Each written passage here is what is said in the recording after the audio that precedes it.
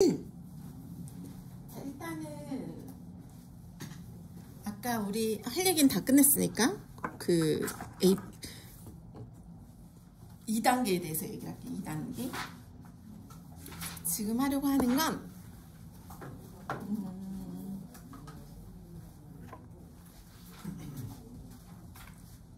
우리 달러 계속 기본적으로 제가 뭘 전제로 얘기를 하고 있냐면 영상 2개 준 거 20분짜리 20분짜리를 충분히 듣고 숙지하고 말할 수 있다는 전제 하에서 하는 거예요.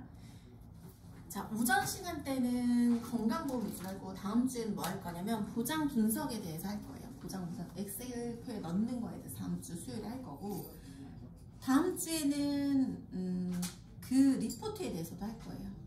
재무설계 리포트 입력해서 꺼내는 것까지 할 거예요. 자, 오늘 지금 하려고 하는 건 뭐냐면 달러에 대한 AP 중에 재무설계 AP 중에 재무설계는 제가 곧 회사를 하나 차릴까를 하고 있어요. 차릴까 생각을 하고 있어요. 회사를. 그러니까 회사를 차린다는 게 그냥 개인사업자를 내서 여러분들을 다 직원으로 등재를 시킬 거예요. 근데 그 등재도 사실 큰 의미가 없는 게 타이틀만 주려고 하는 거예요. 재무설계 팀장이나 뭐 아니면은 부장, 뭐 이런 식으로 해서 타이틀만 주려고 하는 거니까 그냥 했고, 소속이 어떻게 되냐면 지금 우리가 AIA PP잖아요. PP인데 얘와 별개로 재무설계 회사를 만들려고 해요. 본부장님한테 얘기 안 했는데 스파이가 있네? 카드를 쓰시는 분인데 본부장님의 신용카드를 쓰시는 분이셔가지고, 자, 그래서 요걸 만들어서 어떻게 할 거냐면 AIPP라고 하면 사람들이 편견을 가져요. 보험설계사가 어떻게 재무설계를 보험설계사가 하죠? 라고 하는데, 재무설계 영역은 약간 좀 어떻게 돼 있냐면 원래는 해외에서는 재무설계사가 있어요.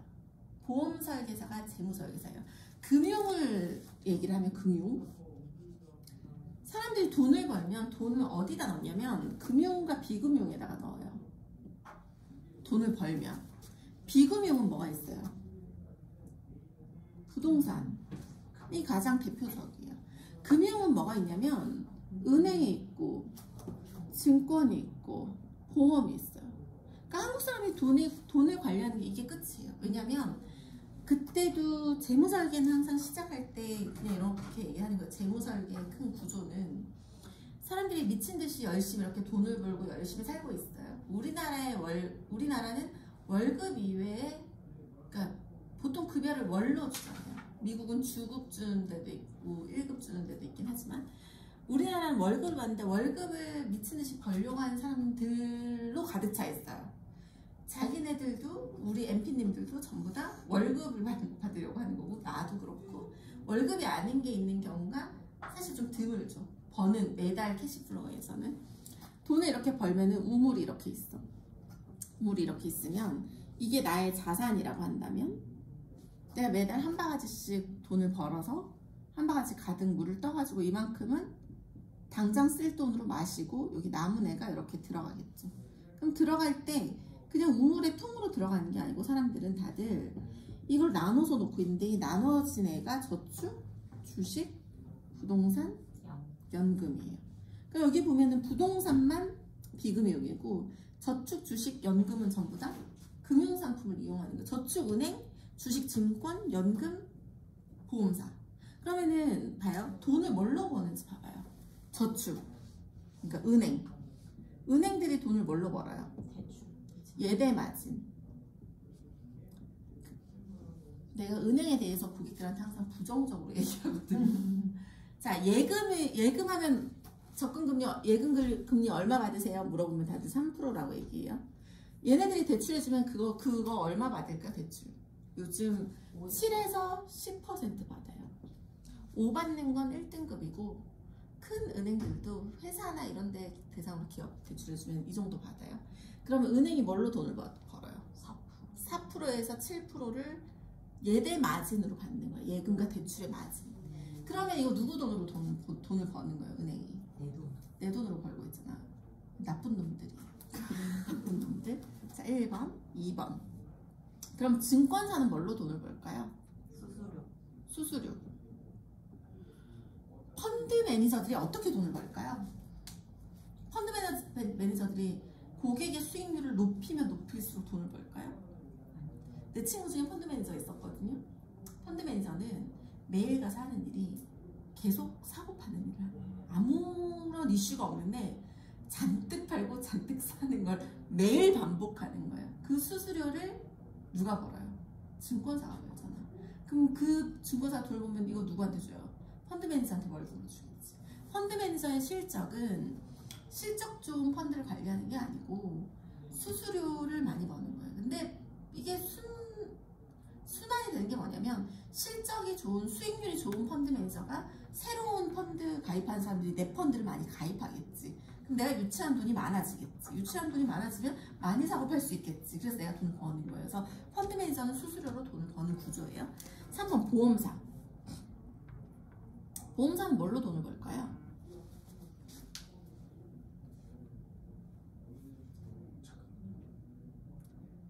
사업비도 있긴 한데 해약하는 사람들 때문에 그래서 해약. 요 세 개를 고객한테 얘기를 해요. 왜냐면 내가 솔루션 뭘로 줄 거예요? 1, 2, 3번 중에 보험사. 보험으로 줄 거잖아. 자, 은행은 직투예요. 직투와 간투가 있죠. 직접 투자, 간접 투자. 간투. 직투는 뭐예요? 직접 투자하는 거죠. 은행은 직투라고 얘기하기엔 그냥 너무 수동적인 투자인데, 내 증권회사에서 주식을 사고 팔아. 이거 직투죠. 직접 투자. 펀드를 사고 팔아. 직투예요, 간투예요? 펀드. 간투. 간투. 펀드 간접 투자예요. 펀드 매니저가 대신 사고 팔아주잖아. 그죠? 보험사는 보험 가입했어. 간투. 간접 투자. 자, 그러면 재무절개를 가면 고객이 나한테 항상 물어보는 게 뭐냐면, 돈을 어떻게 버는지 되게 궁금해해요. 나는 돈을 어떻게 벌까요? 여러분들 다 알잖아. 수수료로 벌어. 제가 뭘 결국 파는 건 뭐죠? 상품을 팔잖아요. 근데 내가 이거를 어느 시점부터 고객한테 오픈하기 시작했어요. 고객이 너무 궁금해해서. 돈 어떻게 버냐? 그래서 내 걱정해줘서 너무 고맙다고. 제 걱정해줘서 너무 고맙다고. 저는 자기를 무료 상담을 하잖아요. 본인을 무료 상담을 하잖아. 근데 나는 이제 주식도 찍어주기도 하고, 실제로 돈을 버는 고객도 되게 많기도 하고, 그러니까는 내가 뭘로 돈을 버는지 너무 궁금하겠죠. 그럼 뭐라고 얘기하냐면, 사람들은 직접 투자 아니면 간접 투자를 하잖아요. 그쵸? 평생 죽을 때까지 직접 투자만 할 수 있을까에 대한 얘기를 하는 거예요. 직장인이 미친 듯이 일을 하고 맨날 바빠, 월급 벌죠. 이 사람이 직접 투자를 계속 평생 영원히 쭉 할 수 있냐? 못해요. 하지만 할 줄 알아야 돼요. 내가 고객한테 추구하는 나의 방향성은 직접 투자를 가르치되 언젠가 간접 투자로 돌아선다는 걸 전제로 알려주는 거라고 그렇게 얘기를 해요. 제가 은행에 돈 넣는 거 제일 싫어해요. 얘는 안 시켜요. 그럼 답은 주식과 부동산은 하라 그래도 안 할 거고, 하지 말라 그래도 할 거니까 이거는 같이 방향성을 찾아가는 거고, 주식과 보험 상품 중에서 상품, 직접 투자와 간접 투자 중에서 저는 간접 투자 상품으로 돈을 벌어요 라고 얘기를 해요. 그렇다고 해서 선생님이 간접 투자 상품을 꼭 무조건 가입해야 된다고를 생각 안 하셔도 된다고 얘기해요. 왜요? 물어봐요. 계약 안 해도 된다는 얘기니까. 왜요? 직접 투자만 하는 사람은 없어요. 그리고 특히 제가 알려준 달러 상품은 직접 투자를 하면 바보이기 때문에 무조건 달러를 원한다? 가장 효율적이고 가장 좋은 방법은 간접 투자 상품인 달러 유니버셜 중심밖에 없어요. 이건 내가 확신을 가지고 얘기했어. 그래서 고객이 뭐라고 얘기하냐면, 그럼 선생님이 매니저님이 생각하시기에는 달러는 가장 효율적인 투자는 간접 투자 상품밖에 없나요? 네 라고 얘기를 해요. 그거밖에 없어요. 그래서 저는 그런 간접 투자 상품으로 돈을 벌고 있어요. 왜냐면 보험회사에서 수수료를 주기 때문에. 그러면은 고객도 뭔가 하는 게 없어. 나한테 돈을 주지 않아도 돼, 월급을. 나한테 월급 주는 건 보험회사에서 주는 거니까 상품으로 수수료를 받는 거니까 괜찮다고 얘기해요. 근데 원래는 재무설계를 3번에서 5번 정도를 한다. 패키지로 묶어서 3번에 뭐 50만원, 5번에 뭐 70만원 이런 식으로 패키지로 세일즈하던 상품이라고 얘기를 해요. 계약을 하지 않는다는 전제하에서 재무설계만 한다면. 근데 원래는 그렇게 유상 솔루션이었는데 고객들이 나를 통해서 상품을 가입을 하면 그 유상 솔루션이 무료로 돌려줬었다고 얘기를 해요. 돌려줬다고 얘기를 하고, 그렇기 때문에 지금 그런 거 돌려줄 필요 없이 명확하게 상품으로 계약해야 되는 게 달러기 때문에 달러 상품을 안 하면 이 포트폴리오가 내가 지금 제안하는 게 하나도 의미가 없기 때문에 그걸 하실 거기 때문에 무상 상담을 그냥 한다고 얘기해요. 무슨 말인지 이해돼요? 회사를 원래 설립하려고 했었어요. 원래 한 4년 전에 재무설계 회사를 설립하려고 회사 이름도 다 정했어. 우리 집에 간판도 있어요. SF부티크라고 간판도 있는데 이때는 너무 빨랐어요. 재무설계를 5회 원래 컨설팅 비용이 100만 원이었단 말이에요. 5회에 100만 원이고 상품 계약할 필요 없고 그렇게 하기에는 너무 빨랐어요. 그때는 내가 무슨 생각을 했냐면 그래 오케이 그래도 5회에 100만 원이지만 디스카운트해서 5회에 30만 원에서 만나자. 커피 살 필요 없고 공간 비용 낼 필요 없고 고객은요 상담만 하는 거고 나는 1시간씩 쓰는 거예요. 그러다가 솔루션이 여러 가지 들어갈 수 있겠죠. 그러면은 환불 컨설팅비 환불을 생각해보자. 그 컨셉을 제가 지금 그대로 얘기하는 거예요. 고객들이 거기에 대해서 동의를 해요. 끄덕끄덕하고. 그래서 상품에 대한 의무는 없지만 기본적으로 유상 컨설팅이긴 하지만 이걸 제가 무상으로 제공을 해드리고는 있다라고 그냥 얘기를 하면 다들 이해를 하거든요. 그래서 결론은 재무 컨설팅은 유료 컨설팅이라고 본인이 입지가 명확하게 잡혀 있습니다. 유료인데 선생님한테는 무료로 해주는 거고. 왜 무료로 하세요? 세상에 공짜는 없잖아요. 의심하는 고객이 있었죠. 의심하는 고객이 있는데 의심해도 괜찮다고 얘기해요. 세상에 공짜 없어. 하지만 뭔가 이렇게 하지 않는다고. 그리고 기본적으로 재무 컨설팅하는 취지가 뭐냐면 그 사람이 돈을 잘 벌잖아요. 나를 통해서. 그러면 보험, 건강보험을 하든 소개를 하든 무조건 다 오기 때문에 저는 그냥 부자 만드는 게 목표라고 그냥 얘기를 해요. 그러니까 의심을 해도 의심하셔도 된다고. 그리고 녹음본을 제가 최근에 신혜정 엠프님하고 건강보험 DB를 만났어요. 만났는데 재무설계까지 가서 이번 주 토요일날, 이번 주 일요일날 재무설계를 클로징을 할 거고 아마 계약을 이변이 없는 날 할 거예요. 계약을 할 건데 이 사람이 계속 의심하는 거예요. 왜 이렇게까지 무료로 컨설팅 나한테 돈을 얼마 줘야 되냐고 물어봐서 돈 주시고 싶으면 주셔도 된다고 내가 그랬거든. 근데 돈을 안 받아도 저한테 돈을 주는 곳이 되게 많다고 그런 얘기를 하면서 상품을 할 수밖에 없는 얘기를 했는데 그러면서 이런 얘기도 해주는 거예요. 은행, 증권, 보험사에 대한 얘기. 금융과 비금융인데 우리가 어지간한 건 다 금융상품으로 재테크를 할 수밖에 없다라는 게 납득이 되면 직접 투자와 간접 투자 중에서 은행은 제끼고 증권사, 보험사를 놓고 봤을 때 직투는 증권사고 간투는 보험사 상품이기 때문에 간접 투자로 내가 돈을 번다라고 얘기하면 다들 오케이를 하고 직투를 하더라도 지긋지긋해서 간투로 돌아서는 사람 되게 많거든요. 그래서 결국은 간접 투자를 할 거기 때문에 선생님이 나한테 월급을 안 주셔도 된다고요. 결국은 지금 안 해도 하게 되고 지금 하더라도 더 크게 더 할 거기 때문에 급여를 안 주셔도 된다라고 얘기를 해요. 자, 그래서 요거에 대한 골자는 알고 있으면 되고 오늘 원래 하려고 했던 얘기는 뭐냐면 요거 중에 하나요. 일단 우리가 상식이 부족하면 안 되기 때문에 오늘은 테마가 연금이에요. 연금. 연금이 구조가 여러 가지가 있죠. 연금.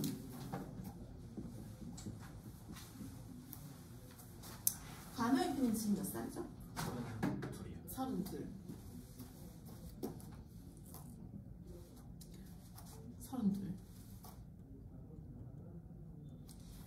연금을 너무 나이가 많은 사람을 연금을 전제로 하면 너무 기간이 타이트해가지고 32인 사람을 기준으로 한번 해볼까요? 자, 여기 있는 저주부연 중에 연금이에요. 자, 연금 계산을 좀 쉽게 하려고 32 말고 40으로 하자. 30으로 하자. 30인 사람이 연금을 가입을 해요. 자, 연금의 구조가 어떻게 되냐면 이 사람이 납부를 해요. 언제까지 납입을 할 거냐면 10년만 납입을 할까요? 그래서 너무 짧다. 50세, 보통 53세까지 납입을 하거든요. 자, 30살인 사람이 53세까지 23년을 납입을 했어요. 그리고 이게 거치가 돼요. 거치. 그리고 60세부터 연금을 이렇게 받는 거예요. 이게 연금이에요.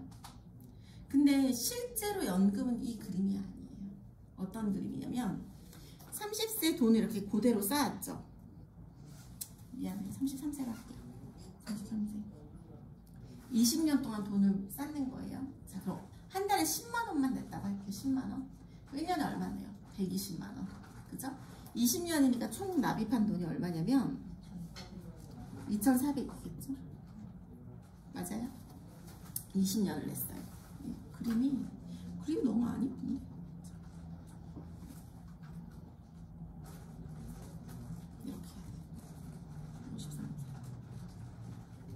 자, 왜 제가 33세인 이분을 연금을 53세까지 내게 했을까요? 이유가 있어요. 우리나라에 있는 모든 연금은 거치 기간을 최소 7년을 가져요. 7년. 연금이 이렇게 완납을 했어요. 납입을. 연금이.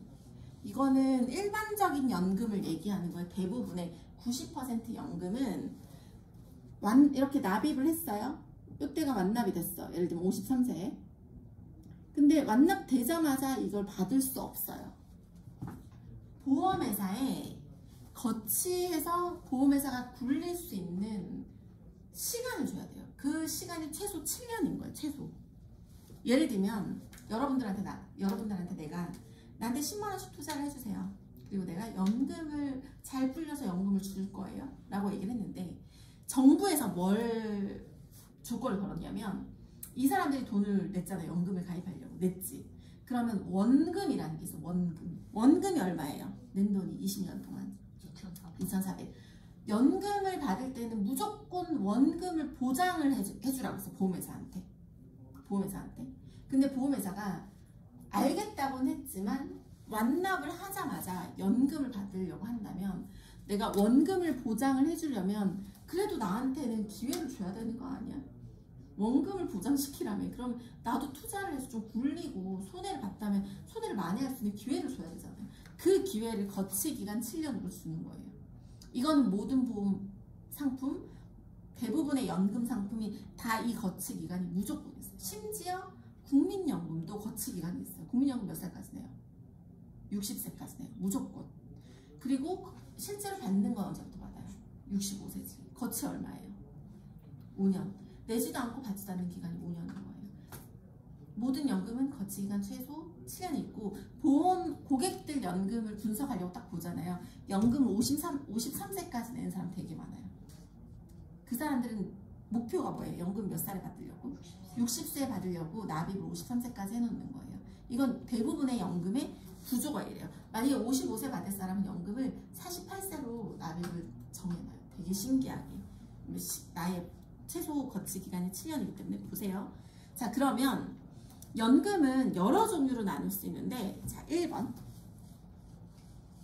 투자 방법. 투자 방법이 연금이 두 종류가 있어요. 투자하는 방법이 금리에 투자하는 게 있고 펀드에 투자하는 게 있어요.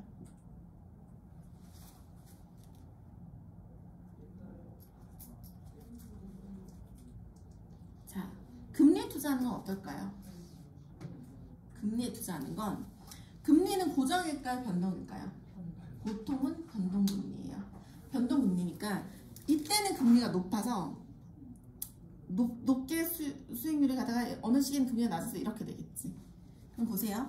사업비를 떼요. 금리로 운영되는 그 연금들도 사업비를 많이는 않지만 조금 미미하게 떼요. 이만큼 떼기 때문에 납입한 중에는 해당하는 금이 적어요. 적립금이. 근데 어느 시기부터 적립금이 올라가는데 얘는 거의 원금에서 요만큼 더 올라가겠네요. 맞아요? 이게 금리에 투자된 애예요. 금리에 투자된 애들은 중요한 키워드는 최저 보증 이율이라는 거예요. 최저 보증 이율. 이게 되게 중요해요. 금리가 계속 움직이죠. 이렇게. 금리도 이거 너무 심하게 출렁거렸네. 금리가 약간 이런 추세로 움직이잖아요. 이런 추세로. 시간이 흐를수록 떨어지는 추세로. 근데 예를 들면은 20년 전에 금리는 5%였어요. 보험회사에서. 20년 전의 금리는. 근데 지금 금리는 보험회사에서 대략 2%대예요. 근데 2년 전에는 제로금리 시절에는 1%대였어요. 지금 2%대라고 한다면 1%대가 있었어요. 근데 최저 보증이 뭐냐면 금리로 투자되는 건데 일찍 가입해서 한 베네핏을 줘야 되잖아요. 금리가 아무리 떨어져도 최저 보증이 만약에 1%야. 그럼 금리가 아무리 떨어져도 1%는 무조건 보증해주겠다는 게 최저 보증 이율이에요. 요걸 찾아줘야 돼. 옛날에 2000년대 초반 건 최저 보증률이 3%짜리도 있고 2%짜리도 있어요. 90년대 말, 막 2000년대 초반. 근데 요즘 최저 보증은 어떤 식이냐면 0.5예요. 금리가 아무리 떨어져도 최저 보증해주는 게 0.5 정도? 그래서 0.5 정도의 최저 보증이 있다라고 이해를 하면 되고, 투자 방법이 연금이 펀드로 투자되는 걸 우리가 흔히 뭐라고 얘기할 거야? 상품 이름이 변액 상품이에요. 변액 상품에 대한 이해가 필요해요. 변액이 뭐냐면 연금이 이렇게 네 개죠? 이렇게 냈죠? 납입하고 유지되고 연금을 받았어. 그러면 이때부터 변동이 시작되는 거예요. 근데 보세요. 내가 53세든 높았다고 치고 60세 계신데 얘가 이만큼 높았어. 코로나 직후였어가지고. 그래서 내가 2,400을 냈는데 적립금이 4,800이 된 거예요. 그럼 이 사람 얼마 기준으로 연금을 받아요? 4,800 기준으로 연금을 받는 거예요. 자, 근데 만약에 운이 나빠서 코로나 직후였어가지고 마이너스로 떨어지는 거야. 그럼 이 사람은 내가 2,400을 냈는데 1,800만 원이 예를 들면 적립금이었어. 근데 제가 아까 뭐라 했어요? 7년의 기간을 거치하게 해주는 대신 원금 보전하라고 해서 마이너스가 된 원금 2,400만 받는 거예요. 그러면은 같은 사람이어도 연금을 개시할 때 주식 상황에 대해서 어떤 사람은 2,400 기준으로 연금을 받고 어떤 사람은 4,800 기준으로 연금을 받네요. 다를 수 있어요? 없어요? 있어요. 다를 수 있어요. 특히 우리나라는 달라요. 우리나라는 박스권 안에서 움직이기 때문에 변액 상품이 너무 안 좋아요. 다 무조건 안 좋아요. 그래서 변액 상품을 저는 취급하지 않아요. 왜냐면 수익률에 대한 스트레스가 내 잘못인가? 고객한테 욕은 누가 먹나? 내가 잘못 권했기 때문에 욕 먹기 때문에 변액은 안 하는데, 하나 아셔야 되는 건 뭐냐면, 자, 연금을 납입했죠. 이건 거치했죠. 이때는 수령이잖아요. 수령할 때 보험회사랑 고객이랑 계약을 한 번 더 해요. 어떤 계약을 하냐면 적립금을 한번 보는 거예요. 연금 받기 전에 적립금을 보고. 그러니까 내가 연금을 잘 냈어. 7년도 잘 참았어. 이제 연금 주세요. 60 됐으니까 라고 했을 때 보험회사에서 보는 거예요. 적립금이 얼마 있나 보는 거예요. 특별계정과 일반 계정이란 말 들어봤어요? 시험 칠 때? 변액시험 아직 아무도 안 쳤나? 특별계정이 뭐냐면 펀드로 계속 운용이 되고 있는 거예요. 근데 연금을 받을 때는 일반 계정이라 해서 은행으로 가져와야 돼요. 이때는 펀드로 운영되다가 연금을 받겠다고 할 때는 안정적으로 운영을 해야 될 거 아니에요. 그래서 이걸 싹 다 해약을 하고 펀드를 싹 해약하고 목돈은 4,800을 들고 은행에다 옮겨요. 그리고 나서 다시 계약하는 거야. 어떻게 계약하냐면 관호연비가 싱글이야. 저주는 아니에요. 60세엔 싱글인 거야. 계속 결혼을 안 했어. 자녀도 없고 혼자 살고 있는 거야. 앵무새도 그때는 없어. 그럼 나는 오래 살더라도 이틀만 오래 살더라도 물려줄 게 없기 때문에 보증기간이라는 걸 정하는데, 보증기간이 뭐냐면 죽었든 살았든 연금이 나오는 기간인 거예요. 10년이 최소예요. 20년도 있고요. 100년도 있어요. 자, 100세. 보증기간이 뭐냐면 연금을 종신으로 받겠다고 얘기한 거예요. 그 4,800을 종신으로 연금 받겠다고 했는데, 만약에 내가 종신인데 빨리 죽을 수 있잖아. 몸이 끝날 때까지인데 60세에 개시를 했는데 1년 받고 죽을 수 있잖아요. 그럼 억울하잖아. 그래서 보증기간을 10년, 20년, 100세까지 놔두는데 보증기간 동안 보험회사에서 무슨 일을 하냐면 얘가 살았는지 죽었는지를 그 해를 체크를 해요. 살아있을 때만 연금이 나가는데 보증기간 10년이라는 소리는 살았는지 죽었는지 체크를 안 하고 요때까지는 연금이 나가는 거예요. 11년 차부터 얘가 살았는지 죽었는지를 생존을 확인해야 연금이 나가는 거예요. 자, 20년 보증은 20년까지는 그냥 연금이 나가요.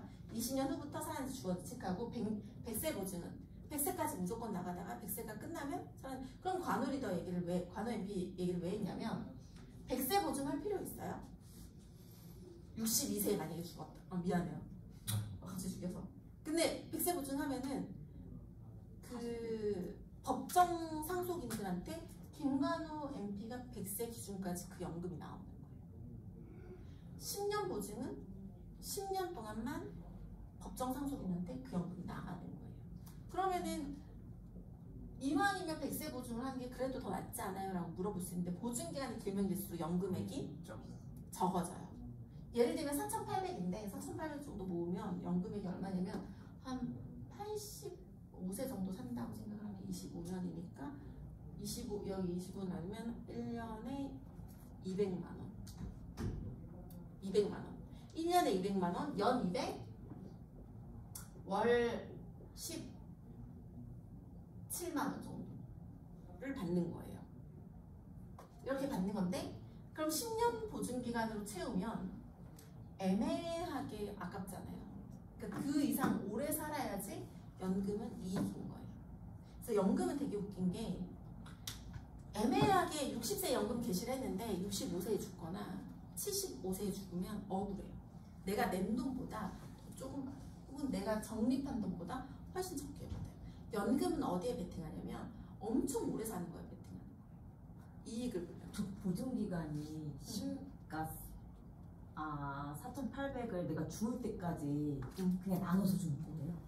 아, 그건 아니에요. 평균 수명으로 나눠요. 평균 수명이요? 요때 당시. 그러니까 가입 당시에 평균 수명으로 나눠요. 그래서 연금을 한 살이라도 빨리 가입하라고 얘기하는 게 뭐냐면 가입 당시에 평균 수명 기준으로 연금액을 요때 계산을 하는 거예요.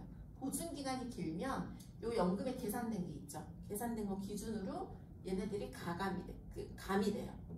내가 왜 85세로 계산을 했냐면 보통 이 정도 나이, 이 정도의 연금액이 나와요. 내가 역사에서 하도 많이 계산해봐서. 이거는 근거가 있지 않아요. 내가 그냥 통계적 수치로 계산을 이렇게 한 거예요. 4,800 모아줬으면 대략 월 17만 원 받아요. 적립금이. 그렇게 그냥 알고 있습니다. 이게 나이가 보증기간이나 나이가 아니라 그냥 내가 죽을 때까지 이렇게 돈을 받는 건데 점점점 이게 4,800을 제가 다 못 받을 수 있다는 거예요. 다 못 받을 수 있지. 아 진짜요? 그럼요.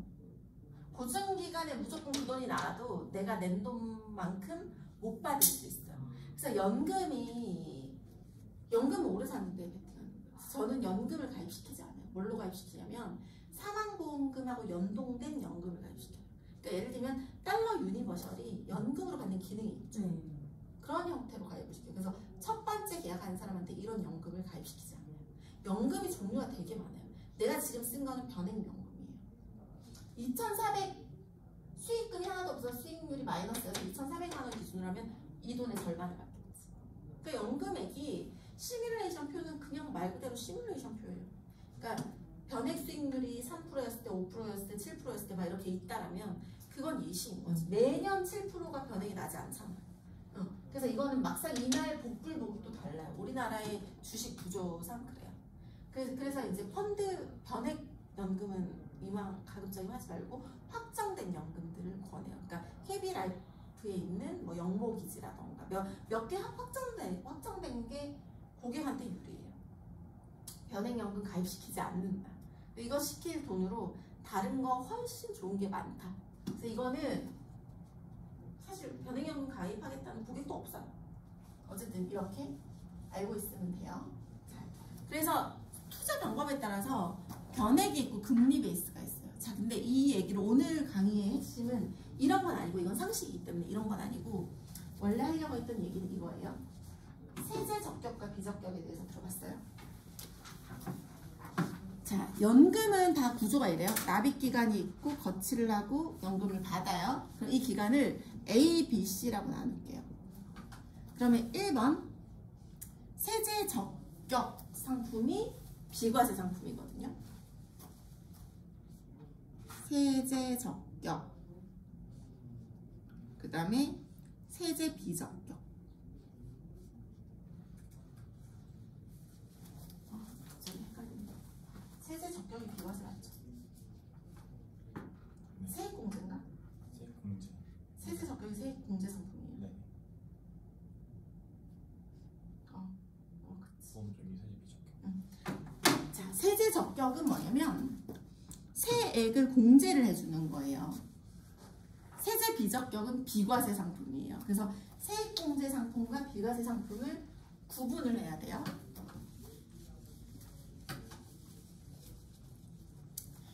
세액공제가 뭐냐면 세액공제는 세금을 낼 거를 공제시켜주는 거예요.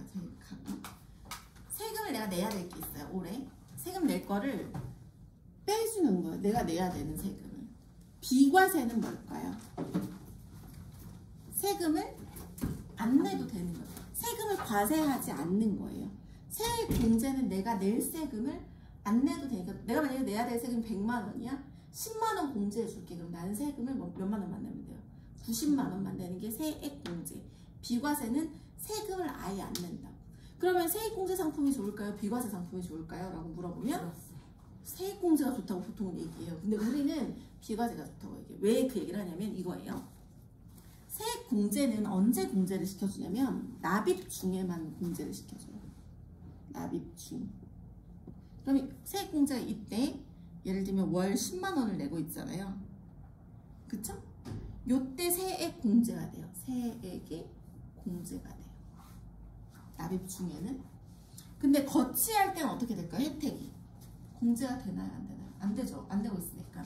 거치할 때 공제가 안 돼요. 근데 재밌는 거는 세액 공제가 된 상품을 연금으로 받겠다라고 한다면 연금소득세를 내야 돼요.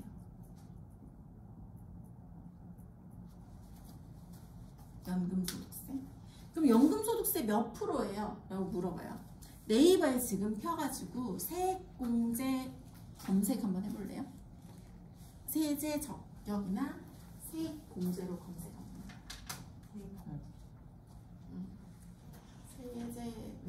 세제 적격으로 검색을 했는데 세액공제로 검색할까? 세제 적격으로 검색할게요. 상품이 세제 적격 상품이니까. 자, 세제 적격 연금이라고 해서 내가 한번 읽어볼게요. 하나의 검색 내용을. 세제 적격 연금은 소득세를 줄이기 위해 만들어진 연금입니다. 예를 들어서 연금에 넣는 돈이 일정 금액까지 세액공제를 받을 수 있어 연금 납입액의 일부에 대해서 세금을 덜 낼 수 있으며 보통 연금저축이라고 불리며 만약 중간에 해지하면 추가 세금이 나옵니다. 나중에 연금을 받을 때도 세금이 부과되지만 나이와 상황에 따라 다른 세율이 적용됩니다. 라고 돼 있어요. 연금저축은 세액공제 상품은 이름이 어떻게 돼 있냐면 연금저축보험이라고 돼 있어요. 혹은 연금저축펀드라는 이름을 가지고 있어요. 자, 지금 연금저축보험의 최대 한도는 600만 원이에요. 근데 그러면 1년에 얼마씩 넣어야지 맥스예요? 50. 한 달에 50. 월 50을 1년 동안 넣어야지 맥스죠. 근데 이게 3년 전까지는 최대 한도가 400만 원이었어요. 3년 전까지만 해도. 그때 사람들이 월 얼마 냈을까요? 400만 원 맞추려고.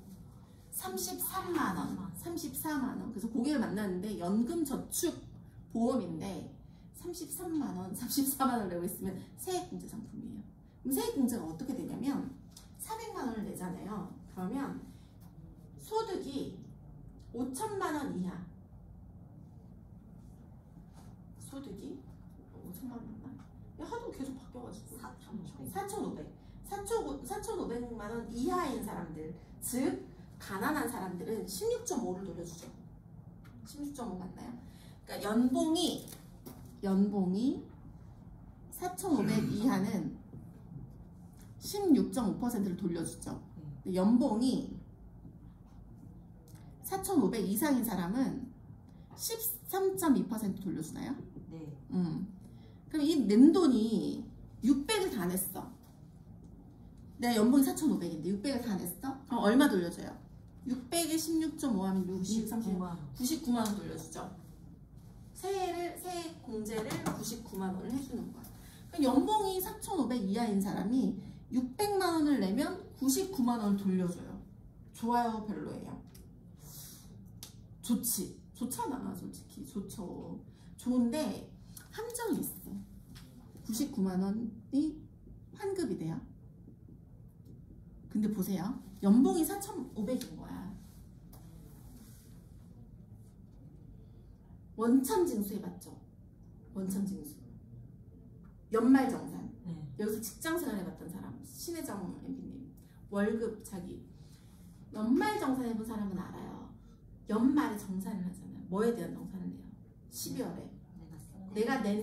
내가 진짜 내야 되는 세금에 대해서 하는 거야. 뭐 무슨 얘기냐면 연말정산의 의미는 다들 돈을 벌고 있어요. 근데 세금을 원래 사람마다 다르게 내는 거 알죠? 예를 들면 김관호 MP가 만약에 있어서 없을 때마다 계속 얘기해요. 있어? 자, 김영훈 MP가 있어요. 김영훈 MP가 애가 셋이야. 와이프도 있어. 만약에 와이프가 일을 안 해. 이 사람이 내는 세금하고 앵무새 한 마리 꼴라가지고 김관호 MP가 내는 세금하고 같을까요? 다를까요? 달라요. 연봉이 똑같아도 내는 세금이 달라요. 근데 우선은 당신네들 연봉이 똑같이 다들 4,500만 원이면 우선 원천 징수를 합시다. 미리. 그래서 세금을 미리 받는 거예요. 매달 떼는 세금은 내가 진짜 내는 세금이 아니에요. 미리 받았다가 12월까지 그 1년을 보고 그러면서 세금을 재정산을 내요. 그게 연말정산이에요. 그럼 다들 내가 진짜 내야 되는 세금이 얼마인지 모르겠는데 일단 월급을 받으니까 한 20만 원씩 이렇게 다 낸 거야. 그럼 1년에 240을 냈죠. 세금을 240을 냈는데 공제가 들어가요. 여기서 뭐 아이에 대한 공제, 부모님 공양 뭐 하면 공제를 했을 때 240만 원이라는 세금을 내가 냈지만 이래저래 공제를 받아보니까 240만 원을 다 돌려받은 거야. 그럼 난 세금이 얼마가 돼요? 거의 0이 되는 거죠. 240만 원 다 돌려주는 경우도 진짜 한 200만 원 정도 돌려받았어요. 그럼 내가 실제로 낸 세금이 얼마예요? 40만 원이지. 근데 이런 사람이 세액공제 상품을 가입을 했어. 얼마 돌려준대요? 99만. 근데 내가 이제 내가 낸 세금이 얼마야 결국? 40. 돌려받는 건? 99. 그럼 나라에서 얼마를 돌려줄까? 실제로 99를 돌려줄까? 40을 돌려줄까? 나 이 상품 가입을 했어. 또 하필 40을 돌려줘요. 내가 내지 않은 세금은 공제해주지 않는다고. 내가 내지 않는 세금은 정부에서 공제를 안 해줘요. 그래 이게 되게 양아치인 게 뭐냐면 연봉 4,500만 원 이하야. 이런 사람들은 이미 공제가 되게 가난하고 힘들게 사는 사람들이잖아요. 공제가 다 됐어. 99만 원까지 공제가 안 돼. 저걸 안 줘요? 안 되지. 세금을 안 냈는데 뭘 돌려줘. 세금을 안 냈는데 내야지 돌려주지. 내가 240만 원을 냈는데 이미 200을 돌려받아서 공제돼서 40밖에 안 냈는데 그걸 90을 어떻게 돌려줘? 40만 돌려주지. 그래서 연봉이 4,500은 이런 거 하지 말라고. 연봉 4,500 이하는 이런 거 하지 말라고. 근데 다들 저렇게 생각하고 하지 말라고요. 근데 이걸 사람들이 납득을 못해. 근데 문제가 뭐냐면 자 환급도 환급인데 문제는 이거예요.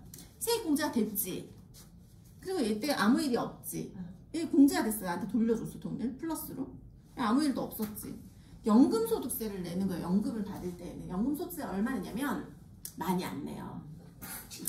60대일 때는 5.5%, 70대는 4.4, 80대에는 3.3을 내요. 세금 많이 내나? 난 돌려받는 거는 16.5를 돌려받았는데 연금을 받을 때는 얼마 안 내네. 그죠? 근데 문제가 있어요. 문제가 뭐냐면 종소세.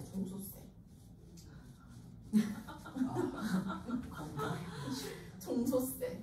근데 이것까지 사람들이 생각 못하고 종합소득세가 있어요. 종합소득세 종류에 대해서 종합소득세 뭐가 있는지. 자, 사업을 하시는 분은 사업 소득이 있고, 급여 소득이 있고, 연금 받는 사람은 연금 소득이 있고, 이자 받는 사람은 이자 소득이 있고, 배당 받는 사람은 배당 소득이 있고, 한, 둘, 셋, 넷, 다섯, 기타 소득이 있어요. 6개. 이거는 매년 체크되는 거예요. 자, 이거랑 다르게 분류 과세라고 얘기해요. 분류해서 과세하는 게 이게 뭐냐면 양도세, 양도세, 증여상속세. 얘는 구분해서 하는 거야. 양도세, 분류과세는 재산에 대해서 하는 거죠. 재산. 평생에 몇 번 일어나요? 몇 번 안 일어나죠? 여러 번 일어나나? 매번 일어났으면 좋겠는데 매년 안 일어나요. 가끔 일어나는 일들. 얘네들은 계속 일어나는 일들. 자, 그러면 보세요. 이자를 받으면 이자 소득세 내죠. 네. 15.4% 맞죠? 자, 배당 소득은 얼마 내나요? 똑같이 15.4%예요.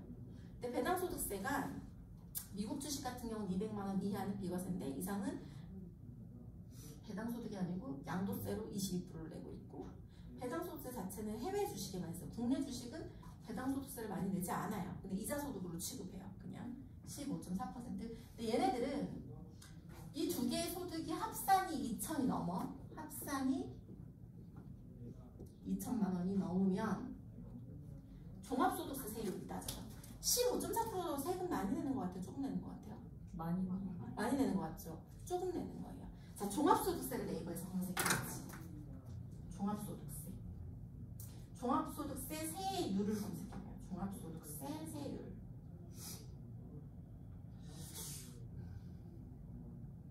세율이 작년인가 지난해 바뀌었어. 세율표 보이죠? 네. 세율 구간 보면 보자.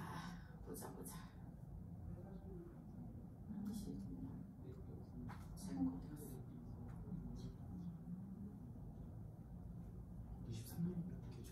2023년이 최근이에요? 국세청? 됐다. 여기 1,400만 원 이하 세율 얼마예요? 소득? 6%. 1,400에서 5,000 이하가 15%죠. 자, 만약에 5,000에서 8,800 이하가 얼마예요, 세율이? 24%죠. 24%. 종합소득세는 대체로 우리 같은 경우는 MP인데 일을 너무 잘하고 있어. 그러면은 5억 이상 돈 안 벌려고 노력하거든요. 노력해서 계약을 막 쪼개는데, MP들은 어떠냐면 7,500만 원 이하의 소득이 나오면 연말정산을 해요. 내 월급이 1년 동안 7,500만 보다 넘으면 종합소득세로 계산을 해요. MP들은 비용 처리가 많이 되기 때문에 연봉이 2억이어도 비용 처리를 꽤 하면 세율이 24% 세율로 해결될 수 있어요. 어떤 경우에는 15% 구간으로 들어가기도 해요. 비용 처리를 많이 한다면. 근데 그거랑 상관없이 봐요. 얘네들이 세금을 많이 내는 게 아니라 보통이에요. 2천만 원 이상이면, 합산이 2천만 원 이상이면 내가 종합소득세를 세율 구간이 만약에 24%야? 내가 만약에 소득이 많아서 그러면은 이 2천만 원 이상이 돼버리면 24% 세율로 얘네들에 대한 소득세를 내야 되는 거예요. 그러면 이자소득과 배당소득은 되게 공평하면서도 안 공평한 세금이에요. 보세요. 1,400만 원 이하 번 사람 세금 얼마 내요? 15%. 6%. 1,400만 원 이하는 6%를 내는데 가난한 사람이죠. 가난한 사람이 저축하면 세금 얼마나 내요? 15.4%. 저축해야 돼, 못해? 안 하는 게 맞죠. 못할 뿐더러 안 하기도 하고. 돈 많은 사람들은 뭐 해야 돼요? 이자소득과 배당소득을 맥시멈으로 만드는 게 좋겠죠. 자, 그거랑 별개로, 자, 연금소득은 국민연금이랑 그 다음에 연금소득은 여기 보면은 세액 공제받은 소득들이 있어요. 국민연금 소득 공제해주거든요. 국민연금. 소득 공제를 하면 세금을 낼까요, 안 낼까요? 연금 받을 때. 세금을 공제받은 애들은 나중에 연금 받을 때 다 세금을 내야 돼요. 공제받은 애들은 나중에 연금 받을 때 세금을 내요, 안 내요? 내죠. 이런 걸 전문 용어로 과세 이연이라고 해요. 세금을 지금 안 내고 혜택을 받고 나중에 세금을 미루는 거예요. 자, 그럼 보세요. 연금소득이 종합소득 안에 포함되어 있죠. 얘는 일단 분리를 해서 종합소득 안에 그러니까 포함을 안 시키는 거예요. 아까 보세요. 종합소득이 만약에 5천만 원 이상이 나왔어. 이상 나면 세율이 15%고 종합소득이 만약에 8,800 이상이 나왔어. 24%죠. 근데 종합소득이 뭘 의미하냐면 내가 만약에 나이가 들어서 70대인데 사업을 하고 있고 급여를 받고 있고 연금을 받고 있고 기타 소득이 있어. 이러면 이 소득을 다 합산해가지고 이 소득 구간에서 어느 소득 구간으로 갈지를 정해요. 만약 8,800 이상이면 소득 구간 24%니까 연금 소득도 종합소득세 안에 포함되니까 이 돈 구간 안에 포함인 거예요. 물론 따로예요. 연금 소득은 아까 저기 보면 5.5, 4.4, 3.3 세율을 얘가 결정하진 않아요. 근데 종합소득세 합산으로 돈을 결정을 하는 거예요. 내가 버는 돈. 그럼 종합소득세가 뭐랑 연결됐냐면 건강보험료랑 연결돼 있어요. 소득이 많아지면 건보료를 많이 낼까요? 조금 낼까요? 많이 해요. 할아버지들도 건보료 내요.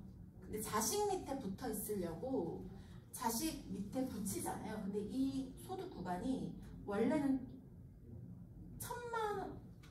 2천만 원 이하로 돈을 벌면 자식 밑에 붙일 수 있었어요. 근데 지금 이게 줄어서 1,000만 원으로 줄었고 옛날에는 이 돈이 한도가 없었어요. 무조건 할아버지 할머니한테 돈 더럽게 많이 벌어도 자식 밑에 붙여. 이게 이명박 때문에 바뀌었어요. 이명박이 돈이 더럽게 많은데 자식 밑에 이거 붙여서 건강보험료를 3만 원이었나 4만 원 뭐 이런 얘기를.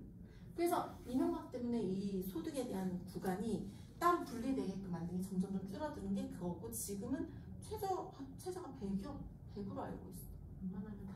어지간하면 다 붙여질 수밖에 없어. 이 안에 얘네가 포함되는 거예요. 건보료를 내는 구조가 되는데 굳이 연금소득세로 세금을 낸 데다가 건보료까지 올리는 요인이 되어야 되겠냐는 거예요. 이거 받으려고. 근데 이것만 페널티가 있으면은 되게 괜찮은데 더 큰 페널티는 뭐냐면 내가 이거를 99만 원 한도 환급을 받으려고 얼마를 넣었어요? 한 달, 1년에? 600을 넣었죠. 10년 넣은 거예요. 관호 MP 나이인데 32세짜리가 10년을 넣어서 42세가 되는데 6천을 넣은 거예요. 세액공제 다 받았어. 근데 어느 날 장가를 가게 됐거나 집을 사야 되는 거야.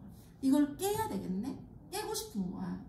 연금 필요 없고 막 지긋지긋하고 돈이 너무 필요해서 이거 깨고 싶어. 깼어. 그럼 깰 때 얼마를 토해내야 될까요? 환급 받은 거 토해내는 건 당연한 건데 뭘 토해내야 되냐면 600을 넣었는데 이게 10년 동안 했으면 6천만 원이지만 내가 잘 굴려서 이게 7천이 된 거야. 7천을 깨잖아요. 그러면 99만 원 10번 받은 1,000만 원을 토하고 7천에서 기타 소득세로 20%를 토해야 돼요. 내가 돈 번 거에서 이자는 뭐예요? 내가 6천을 넣어서 만약에 이자가 1,000만 원 붙었으면 1,000만 원에 대한 이자만 내면 되잖아요.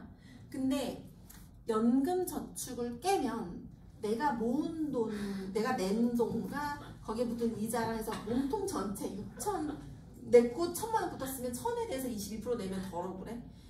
7천에 대해서 22%를 세금을 내는 거예요. 아, 진짜? 기타 소득으로 내가 낸 돈도 소득으로 잡는 거예요. 그래서 7천에 22%를 떼는데 99만 원씩 10번 받았으니까 7천에 22%가 1,500에다가 1,000만 원에서 2,500을 떼는 거예요. 7,500에서 2,500 빼면 얼마예요?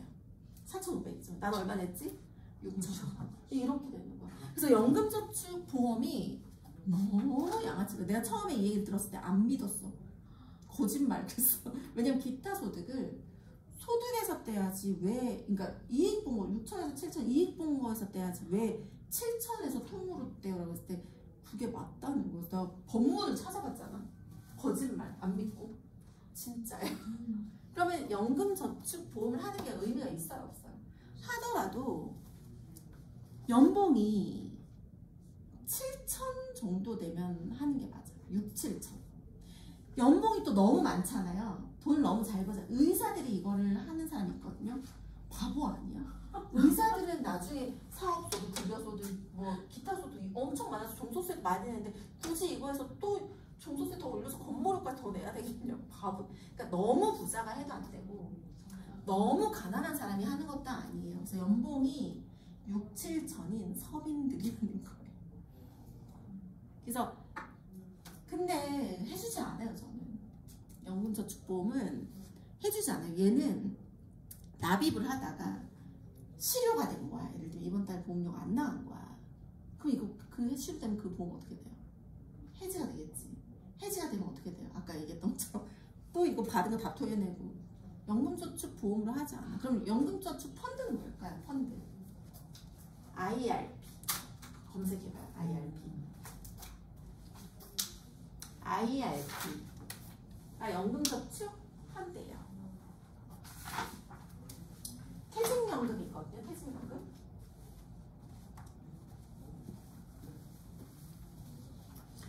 그래서 연금에 대한 부분은 이해를 좀 하고 있어야 돼요. 자, 연금. 연금은 3층 구조라고 얘기해요. 모든 국민이 가지고 있는 게 뭐예요? 모든 국민이 가진 연금. 국민연금. 회사 다닌 사람이 가지는 거는 퇴직연금. 퇴직연금 위에 개인연금이 있어요. 보세요. 국민연금은 정부에서 소득공제를 해줘요. 이 소득공제. 소득공제는 뭐냐면 나 오늘 되게 어려운 수업을 하고 있네. 오후 시간에 어려운 수업해서 미안해요. 돌릴 수 있어. 퇴직연금은 세액공제를 해줘요. 개인연금도 세액공제예요. 이건 세금의 구조를 좀 알아야 돼요. 아까 전에 이걸 과표구간이라고 얘기하거든요.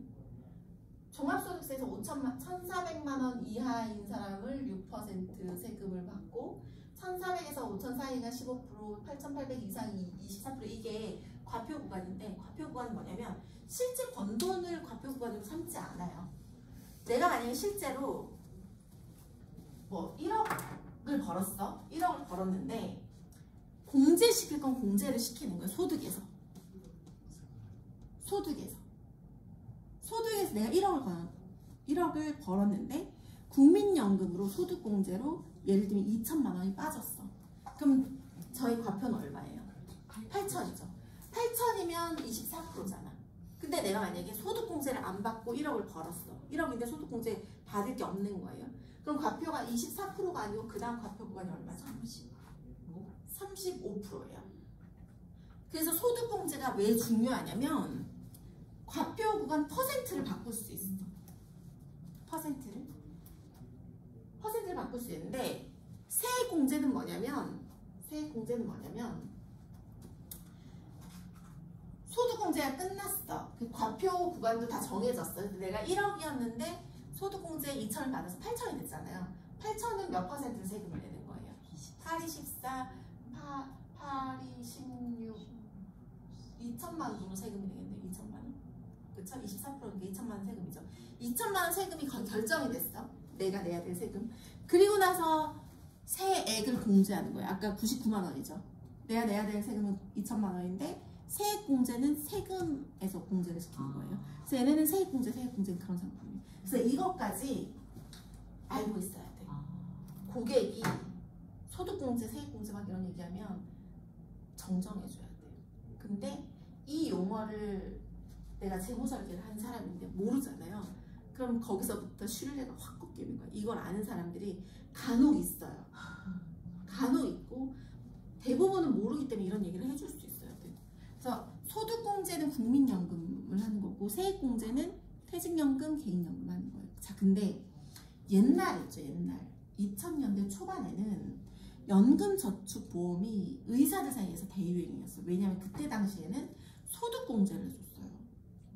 의사들이 과표를 떨어뜨리려고 소득공제가 된다고 하니까 소득에서 공제를 해주는 거니까 퍼센트가 떨어질 거 아니야. 엄청 많이 가입을 했는데 어느 날 세액공제로 바뀌었어. 나쁜 돈 많은 사람들이 세금을 아끼려고 되고 난리인데 돈 없는 사람들은 아낄 세금이 없는 거예요. 원래 세금을 조금 내니까. 그래서 이 내용에 대해서는 대략 알면 되고, 그래서 내가 계속 얘기하는 건 연봉이 6, 7천인데 싱글이야. 뭐 김용훈 님이 만약 연봉이 6, 7천인데 애가 이만큼 있어. 그럼 연금 저축한다고 난 반대할 거야. 근데 김관호 MP가 혼자 사는데 세액공제 받을 게 하나도 없는데 연봉이 6, 7천이야? 세액공제 상품 하겠다고 난 찬성이에요. 얘는 공제 받을 게 하나도 없잖아. 그래서 연봉이 6, 7천인데 공제 받을 게 없는 싱글들 찬성. 근데 그게 아니다? 난 반대. 자, 그 다음에 연금저축 펀드는 뭐냐면 IRP에다가 내가 돈을 넣는 거예요. 1년에 얼마까지 공제된다고? 600만 원. 그 600을 1월 1일 날 넣어도 돼. 12월 31일 날 넣어도 돼. 그 한 해 중에 한 번을 넣으면 돼요. 600을. 뭐 300씩 두 번 넣어도 되고 600까지 IRP 통장에 넣으면 그 해 중에 상관이 없어. 근데 돈만 넣으면 어떻게 돼요? 펀드가 사줘요? 안 사줘요? 이건 증권계좌랑 똑같은 거예요. 연금저축 펀드는. 그러니까 돈을 600을 넣었는데 가만 놔두면 그냥 600이 그대로 있어요. 근데 600을 넣고 펀드를 IRP 안에서 증권계좌잖아요. 마음껏 사고 팔고 할 수 있어요. 그럼 이왕 세액공제 받을 거면 연금저축 보험을 할까요? 연금저축 펀드를 할까요? 그래서 저 같은 경우는 3년 전에, 2년 전에 급여가 너무 많아가지고 연금저축 펀드에 600 넣었어요. 공제 받으려고. 근데 난 공제 얼마 될까요? 13.2를 받게. 그렇게 되는 거예요. 왜냐면 연봉이 4,500 이상이니까. 연봉 아까 6, 7천짜리인 사람들도 사실은 13.2밖에 공제가 안 돼요. 70만 원. 하면은 계속 넣어야 되나? 연금저축보험은 평생 넣는 건데 연금저축펀드는 넣고 싶을 때만 넣어도 돼요. 매달 안 넣어도 되고 1년에 한 번 600 넣어도 되고, 올해는 300만 원만 공제 받아볼까? 300 넣어도 되고, 올해는 소득이 적으니까 넣지 말자. 연금저축펀드가 자유도가 훨씬 높아요. IRP. 자, IRP는 필요에 의해서 해도 되고 안 해도 되고. 그래서 연금저축 보험이 있는 사람을 만약에 근데 만났어. 어떻게 솔루션 줄 거예요? 내가 고객을 만났어. 엄청 더럽게 가난하고 막 그런데 연금저축 보험을 하고 있는 거야. 한 달에 50만 원. 솔루션 뭘로 줄 거예요? 줄이면 돼요. 전화해서 줄이라고 하면 적립금은 그냥 놔두고 낼 돈을 줄여도 최저 가입액이 5만 원 정도 될 거예요. 그리고 어떻게 하면 되냐면 줄여도 되고, 아니면 연금저축보험에 내가 이미 4천만 원을 넣어놨어. 보험사에. KB손보에 4천만 원이 이미 연금저축보험으로 들어가 있어. 줄여도 되는데 더 적극적으로 하려면 이거를 증권계좌의 IRP로 이전할 수 있어요. 연금저축보험을 증권계좌의 IRP로 이전을 하잖아요. 그러면은 매달 50만 원 내도 될까요? 안 내도 될까요? 안 내도 돼요. 안 내도 돼요. 그래서 저는 이전 되게 많이 시켜줬어요. 연금저축보험 가진 사람이 딱 나타나잖아요. 복권이에요. 복권이에요. 그 돈으로.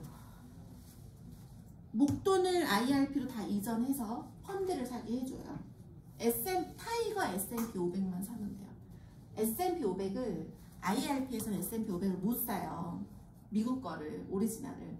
타이거 S&P 500이 문재인 정권 때 만든 펀드인데, 타이거에서 S&P 500이라고 해서 환율이 해칭이 된, 환율이 적용이 안 된 S&P 500을 팔아요. 우리나라. S&P 500이 ERP를 그러니까 ERP 사게 해주면 돼요. IRP로 넘겨서. 혜정 MP님 IRP 현금으로 돼 있죠. S&P 500을 사시면 돼요. 오늘이나 내일. 지금 저점이야. 그래서 사면 돼요. 그거 사시고, 이 사람이 그럼 뭘 50 내던 게 있었잖아요. 이거 어떻게 해요? 뭘 어떻게 해요? 달러 유니버셜 해주는 거지. 그죠? 그럼 달러 유니버셜의 장점은 뭐냐면, 반밖에 얘기를 안 하는데, 세제 적격 상품에 대한 얘기를 계속 한 거예요. 세제 비적격 상품이 있어요. 이게 비과세인데, 보세요. 비과세는 납입하는 동안 세금 돌려줘요? 안 돌려줘요? 안 돌려줘요. 비과세 상품은? 거치하는 동안 안 돌려줘요. 받는 동안 세금을 낼까요? 안 낼까요? 안 내요. 세금 안 내요. 그러면 여기서 연금 소득으로 세제 비적격 상품으로 연금을 내가 한 달에 20만 원씩 받고 있다. 이거 종소세 포함일까요? 아닐까요? 비과세 상품이니까. 비과세는 세금을 내요? 안 내요? 좋네요. 안 내요. 그래서 비과세 상품으로 연금을 가입하는 게 진짜 중요해요. 그럼 보세요. 총 정리를 하자면 내가 말을 여기 갔다 저기 갔다 해서 어렵게 했을 수도 있는데 다시 정리를 할게요. 간단하게 롤플레이, 그러니까 고객한테는 어떻게 얘기해 주냐면 여기까지는 우리가 알아야 되는 내용인 거고 고객한테 얘기해 줄 때는 어떻게 해주면 되냐면 이래요. 제가 롤플레이를 간단히 한번 해볼게요.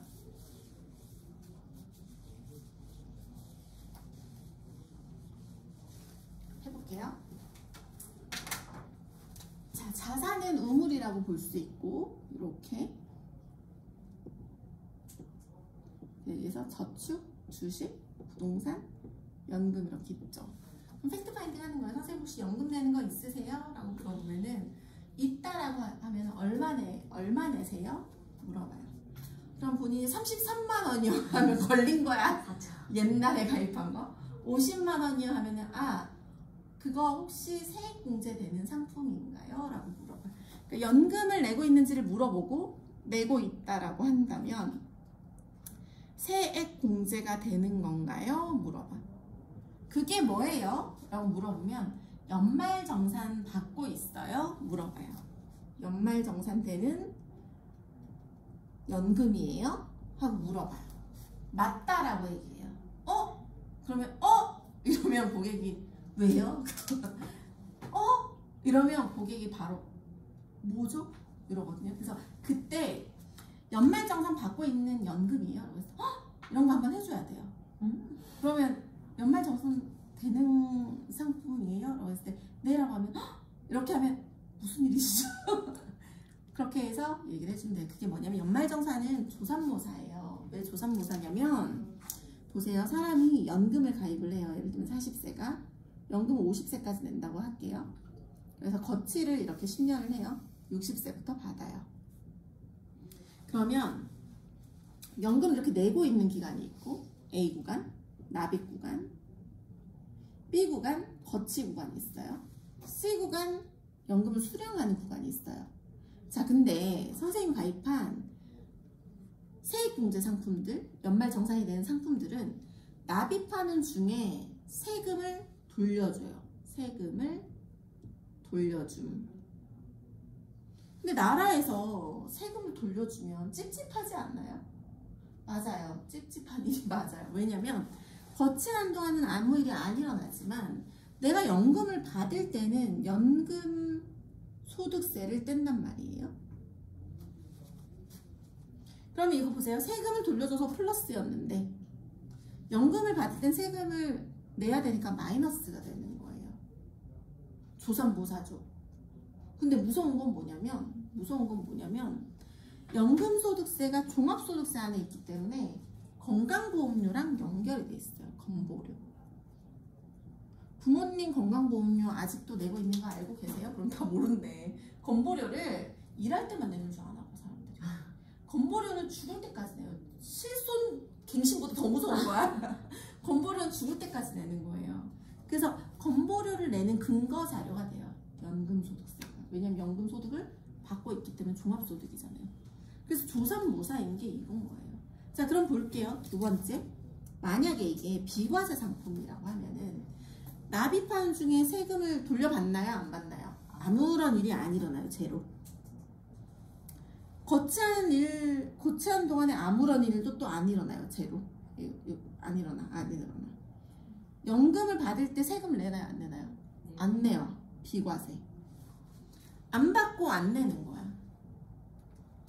제로섬이요. 플러스 마이너스 000. 안 하고 다 안 한다고. 자, 생명보험에서 파는 세일즈의 상품들은 종신으로 받는 연금들은 전부 다 비과세예요. 왜 놀라운 얼굴입니까? 비과세예요. 확신의 비과세예요. 손해보험사가 연금저축보험을 많이 팔아요. 종신이란 단어는 손보에서 쓸 수 있어요? 없어요? 없어요. 손보, 해상, 화재, 손해보험, 해상, 화재. 얘네들 다 어떤 보험들이에요? 손해보험은 차에 드는 보험이고, 해상은 배에 드는 보험이고, 화재는 건물에 들던 보험이죠. 얘네들 원래 물건에 들던 보험이잖아요. 물건에 들던 보험이, 이런 보험사들이 종신이란 단어 쓸 수 있어요? 없어요? 없어요. 여기에서 가입한 연금들 중에 종신연금 하나도 없어요. 종신연금 세일즈할 수 있는 회사는 어디밖에 없어요? 생명보험사밖에 없어요. 자, 그럼 보세요. 연금저축 펀드 아까 있다 그랬죠? 연금저축 펀드. 증권사에서 연금을 가입을 했어. TDF 뭐 이런 거 있죠? 연금 가입 증권사. 걔네들의 연금을 죽을 때까지 받을 수 있나요? 없어요. 없어요. 죽을 때까지 받는 연금을 해주는 건 생명보험사밖에 없어요. 근데 만약에 내가 주식을 배당주로 잔뜩 사놓은 거야. 맥도날드랑 스타벅스랑 배당을 받는 거예요. 그거는 죽을 때까지 받을 수 있지. 배당이니까. 배당은 연금이 아니라. 그쵸? 그래서 배당으로 주식을 포트폴리오 한 사람들이 있긴 있어요. 근데 그거 직접 투자잖아요. 직접 투자가 얼마나 스트레스 받고 힘드냐면 그래서 결국은 모든 사람들은 간접 투자 상품을 할 수밖에 없어요. 그리고 종신까지 연금이 나오는 게 생명보험사밖에 없기 때문에 무조건 우리가 솔루션을 줄 수밖에 없는 그림이에요. 질문했어. 빨리 얘기해. 질문요? 응. 뭐 검사하려고 그랬어요? 아니. 자, 확신의 종신은 생명보험밖에 없다. 생명보험의 종신은 전부 다 비과세가 맞습니다. 그리고 비과세 그러면 오케이. 그럼 비과세를 하면 엄청 좋잖아요. 그럼 내가 비과세 연금을 매달 1,000만 원씩 내기로 한 거예요. 될까요? 안 될까요? 안 돼요. 안 돼요. 비과세는 월 납입액 최대 150만 원까지. 월 납입액 최대 150만 원까지 비과세예요. 비과세 상품은 150만 원까지밖에 비과세 혜택이 없기 때문에 종신이란 이름으로 된 거 있죠. 달러 유니버셜 종신. 그거는 종신이기 때문에 비과세이지 연금이어서 비과세가 아니에요. 종신보험은 비과세예요. 비과세의 혜택이 여러 가지 조건들이 있거든요. 또 이 얘기를 하면 또 한 시간이 넘을 거예요. 비과세의 조건은 여러 가지가 있는데 보세요.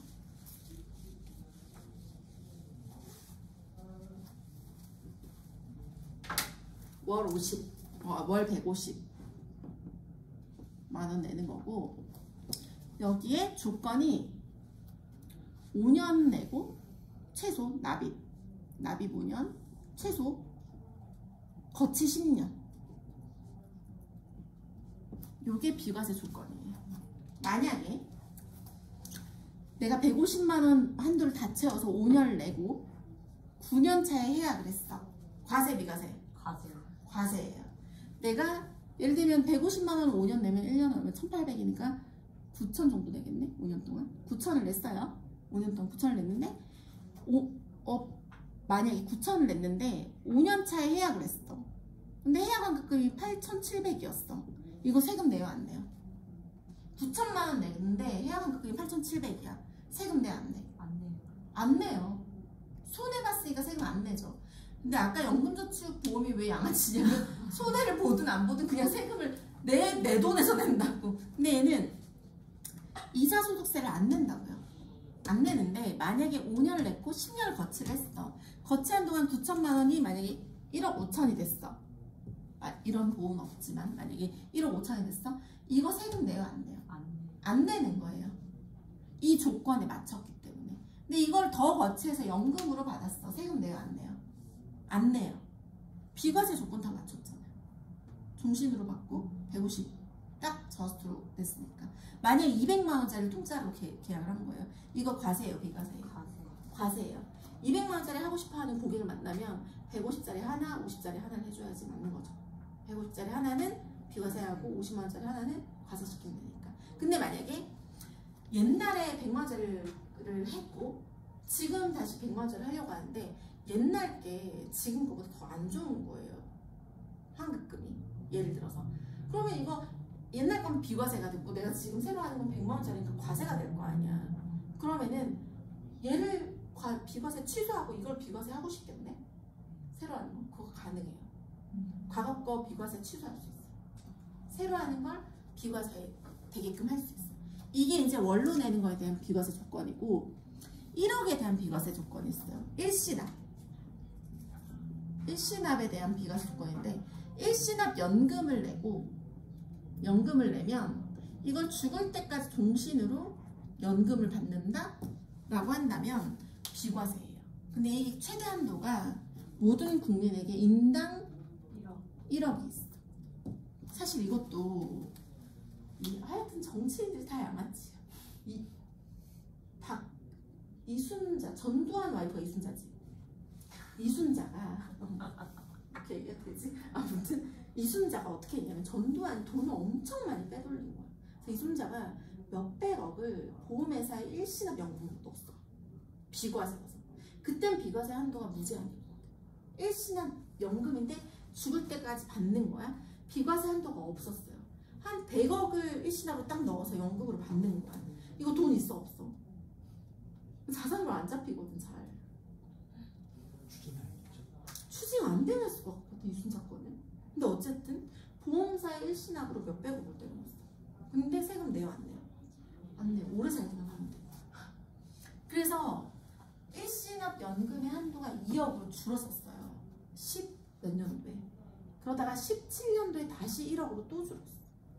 그래서 우리는 누구에게나 다 1억의 비과세 한도가 있는데 아무도 쓰지를 못하고 있다. 1억이 없어서 부자들만 쓰고 있다. 그래서 실제로 가난한 사람들이 못 쓰고 있어. 그래서 150만 원 한도 채운 사람들은 다 자산가들이고 일반인들은 못 채워요. 그리고 1억 한도도 일반인들이 못 채우고 있다. 그래서 이런 식으로 비과세 한도가 있는데 세금에 대한 얘기가 나오자 연금에 대한 얘기가 나오면 요 얘기까지만 해주면 끝나요. 연금 저축인지 비과세 연금인지 왜 비과세 연금이 좋은지. 근데 만약에 고객이 연락이 왔어. 어느 날 문득 땡땡이가 연락해서 나 연금 하나 하고 싶은데 뭘로 할까? 라고 하면 무슨 연금 해줄 거예요? 비과세 연금 해줄 거야? 난 달러 유니버셜 해줄 건데 연금을 해주는 게 말이 안 돼요. 우리나라는 연금의 구조가 너무 똥이에요. 너무 똥. 왜냐면 보험회사가 자산을 굴리는 형태가 아까 뭐라 그랬어요? 은행은 예대 마진, 증권은 수수료, 보험회사는 해약하는 사람 돈으로 번다 그랬잖아요. 저축성 상품이 우리나라에서 굴러가기에 너무 적합하지 않아요. 그래서 내가 공무사님 들으면 안 되지만 홍콩보험 해주는 거예요. 해외보험 해주는 거예요. 그거에 대해서는 내가 솔루션이랑 방법은 알려줄 테니까 적합한 사람 있으면 얘기해줘. 저축성 홍콩보험을 하는 게 맞아요. 그리고 홍콩보험에 대해서도 어느 정도 여기서 이 그림이 이해가 되면 어레인지 다 해줄게요. 자격증 따기야. 그래서 그런 게 얘기가 이쪽으로 다 연결이 된다라고 보시면 될 것 같아요. 오늘 여기까지 할 건데 질문 있나요? 오늘은 뭘 했냐면 그래서 결국은 이걸 한 거예요. 자산이 이렇게 있어. 제가 몸을 몇 번 걸리네. 자산이 이렇게 있어. 그럼 4개가 있죠. 4개 중에서 저축, 주식, 부동산, 연금 중에 뭐 한 거예요? 연금 파트를 한 거예요. 연금이 다들 클리어하지 않아서. 그래서 이것만 이해를 하면 부동산, 저축, 뭐 주식 이런 거는 시간마다 매주 차근차근 해줄 건데 고객이 듣고 싶어하는 얘기들이 있어요. 이미 뭐 부동산 잘하는 사람도 있고 주식 잘하는 사람 다 있겠지만 고객이 듣고 싶어하는 거, 고객한테 찍어줘도 되는 주식 이런 거에 대해서 이제 다음 주에 계속 얘기를 해주면 될 것 같아요. 그래서 여기까지 오늘 정리를 하고 마지막으로 이제 본부장님이 하라는 걸 안 하면 밥값을 못 하는 거기 때문에 밥값을 목표가 있어야 돼요. 목표. 일을 할 때 제가 한참 일을 할 때는 3W를 했어요. 일주일에 계약 3개를 했는데 생명보험만 했거든요. 선고를 안 하고 목표가 있어야 되는데 원래 보험회사는 주마감이 메인이에요. 근데 AIAPP부터 시작해서 GA 문화가 되면서 마감이 월마감으로 바뀌었어요. 월 단위로 마감을 하는데 사람들은 지금 어떤 마감을 하냐면 연마감을 하고 있어요. 마감이라는 개념이 있어야 되는데 저는 원래 마감을 하지 않아요. 그냥 계속 하는 거예요. 그냥 계속해서 만나고 이렇게 해서 하는데 이런 목표가 원래 매달 있어야 돼요. 근데 본부장님은 매달 마감을 잘 하세요. 근데 저는 성격상 마감을 매달 못해요. 그냥 내가 최선을 그달 다 하는데 그래도 기준이 있어요. 일을 할 때. 기준이 어떤 거냐면 적어도 저는 한 달에 계약이 3개에서 5개가 나오는 걸 역산을 하는 거예요. 한 달 계약을 3개에서 5개 나오는 걸 역산을 하는데 예를 들면 본인의 데이터가 이제 앞으로 생길 거예요. 예를 들면 5명을 만났을 때 내가 2명하고 계약하던데 라는 게 있으면 역산을 하는 거예요. 내가 계약을 이번 달에 4개 정도를 만들어야 돼. 해야 돼. 하고 싶어? 이 정도 해야지 내가 먹고 살 수 있어가 되면 5명 만나서 2명 정도의 계약이 나오는 거면 내가 몇 명을 만나야 돼요? 10명. 적어도 10명을 만나야 되는 거예요. 10명을 타겟으로 일을 하려면 10명이 한 주에 몇 명 만나야 돼요? 2명에서 3명 만나야 되죠. 근데 이게 새로운 사람 기준이어야 되겠죠. 새로운 사람 기준. 그런 식으로 가는 거예요. 근데 점점점 시간이 지나면 승률이 높아져요. 저는 지금 3명을 만나면 계약이 한 5개가 나온단 말이에요. 그럼 저는 3개에서 5개 계약을 하려면 3명을 새로운 사람을 만나는 거예요. 대신 엄청 계속 만나요. 일주일에 한 번씩 한 명을 계속 조지는 거예요. 매주. 3번, 4번, 5번 계속. 매주 그냥 그 주 그 시간은 계속 그 사람을 만나는 걸로 계속 반복하는 거예요.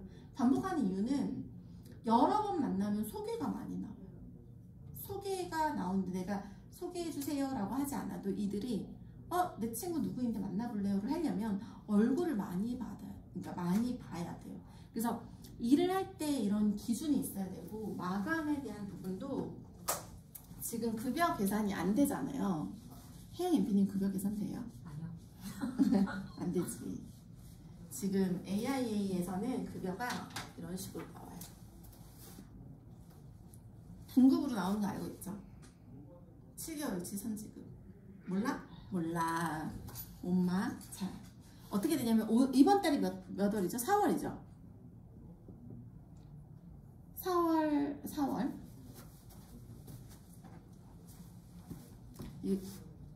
지금 강주현 MP님은 남편님하고 거의 월급 통장을 쉐어하는 느낌이어서 본인이 몫을 챙겨야 돼요. 내가 알려줄게 이제. 7, 8, 9, 10, 11, 12, 1, 2, 3, 4까지 떠나볼게요. 자, 3월. 지난달에 있었죠. 3월에 일한 거에 대한 월급이 언제 나와요? 4월 28일 날 나오죠. 만약에 3월 달에 일을 했어요. 달러 종신을, 유니버셜 종신을 내가 50만 원을 세일즈를 한 거예요. 그러면 얘 50만 원 정도 계약을 하면 월급이 얼마 정도 되냐면 대략 11배가 월급이라고 보면 돼요. 그러면 어떻게 되냐면 대략 550만 원 정도가 월급으로 나와요. 550만 원이 커미션이 월급이 아니고 내가 받을 총 커미션이에요. 그럼 이게 어떻게 나오냐면 3월 달에 계약을 했잖아요. 그럼 550만 원을 나누기 12로 하면 원래 매달 12개월 동안 쪼개서 주거든요. 550 나누기 12 하면 얼마예요? 45? 45만 원을 12개월 동안 줘야 돼요. 원래는. 자, 근데 어떻게 주냐면 3월 달에 일한 거에 12분의 7을 7개월치를 미리 주는 거야. 그럼 45 곱하기 7 해봐요. 320? 320이 다음 달에 나와요. 7개월치가 미리 나오는 거예요. 7개월치? 그럼 요때 나와야 안 나와요? 셋, 넷, 다섯, 여섯, 일곱. 10월 달까지 나눠서 받을 거를 4월 달에 미리 받은 거야. 그럼 요때 남은 45만 원 요거는 10일 45 이렇게 누적이 됐어요. 뒤로 넘겨놓은 거야. 자, 그러면 두 번째 달에도 또 똑같이 달러 종신을 50만 원 한 거야. 그러면 얘가 똑같이 4월 달에 일한 거는 5월 28일에 월급이 나오겠지. 그럼 320을 받겠죠. 그리고 안 나오고 이때 45가 또 누적이 되는 거야. 이렇게 되는 거예요. 자, 혜영 MP님이 작년에 몇 월에 입사했죠? 8월 말. 8월 말에 입사했죠. 8월 말에 입사해서 9월부터 일했죠. 그럼 9월 달에 일한 게 10월 달에 월급이 나왔을 거 아니야. 그럼 10월 달은 7개월치가 나왔을 거 아니에요. 하나, 둘, 셋, 넷, 다섯, 여섯, 일곱. 이번 달 것까지가 미리 받은 거야. 그러면은 5월 달께 이번 달 그러니까 5월 달에 받을 월급에는 작년 9월에 일했던 게 넘어온 게 있을 거야. 5월 월급. 한 달치가 넘어와 있겠지. 요만큼. 그렇구나. 그리고 그 6월 달에 몇 달치가 넘어와 있을까? 2달치 기본급으로 깔리는. 그래서 언제가 맥스냐면 영훈님이 위축이 언제겠지? 지난달. 그럼 4월 달에 했으니까 5월 달, 그러니까 3월 달에 했으니까 4월부터 일을 한다? 그럼 4월부터 일을 하면 이렇게 누적이 되잖아요. 언제가 맥스냐면 이게 요땐 또 45가 또 뒤로 빠지겠지? 똑같이 일을 했을 때 15, 45 6개월 차가 맥스로 다 나올 때가 언제냐면 2, 3 내년 4월쯤 되면은 6개월치가 맥스로 분급이 쪼개진 애가 6개가 다 나오는 거예요. 올해 11월에는 본인이 일한 거랑 45 이거 3월달에 일한 45와 10월에 일한 게 넘어오겠지. 그쵸? 분급이 이제 7, 8개월 후에 나오니까. 그래서 분급 6개를 풀로 다 돌려서 나오는 시기는 내년 한 4월쯤 되겠다. 그러면 내년 4월쯤 되면 깔리는 돈이 있고 내가 일한 걸로 나오는 돈이 있는 거예요. 그렇게 이해를 하면 되겠죠? 5개니까. 하나, 둘, 셋, 넷, 다섯. 내년 3월.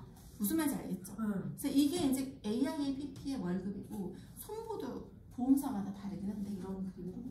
그럼 내가 그때 얘기했죠. 운전자보험 하나가 월급이 얼마 정도 될까요? 운전자보험 10,000원짜리 했어. 월급 얼마가 될까요? 대략 프로모션을 빼면 한 10,000원짜리 하면 10만원 정도 돼. 9에서 10만원. 운전자보험이 되게 우습잖아요.